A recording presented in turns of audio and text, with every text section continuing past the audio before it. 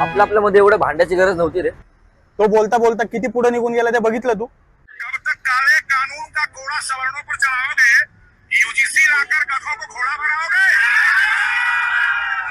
तुम्हारे नस्लों की नस्लें टूटकर बिखर जाएंगी। तुम्हारे नस्लों की नस्लें टूटकर बिखर जाएंगी।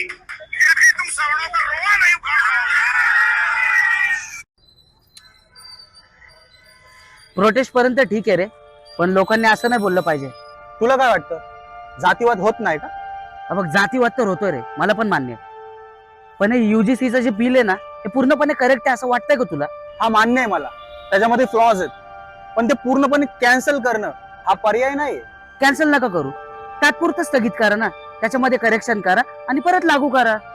4 दिवसात त्यांनी स्थगिती आणली रे बिलवर। इतक्या भारी प्रोटेस्ट, मग जेव्हा रोहित वेमुला आत्महत्या करतो तेव्हा हे लोक प्रोटेस्ट का नाही करत? जेव्हा पायल तडवी आत्महत्या करते तेव्हा का नाही हे लोक प्रोटेस्ट करत? जेव्हा एखाद्या दलिताच्या तोंडावरती मुतलं जातं तेव्हा कुठे जातात हे लोक?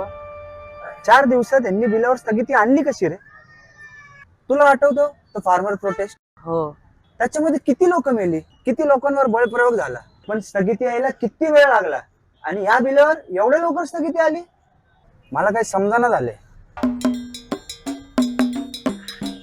विद्यार्थ्यांमधली एकी फोडण्याचं काम चाललंय आता, कारण जर हेच शिकलेले विद्यार्थी न भरकटता प्रश्न विचारायला लागले ना, तर यांना खूप जड जाणार आहे, हे माहिती आहे त्यांना। मग आता हा प्रॉब्लेम सॉल्व्ह कसा करायचा? चर्चा करून, मत मांडून, दोन्ही बाजू समजून घेऊ।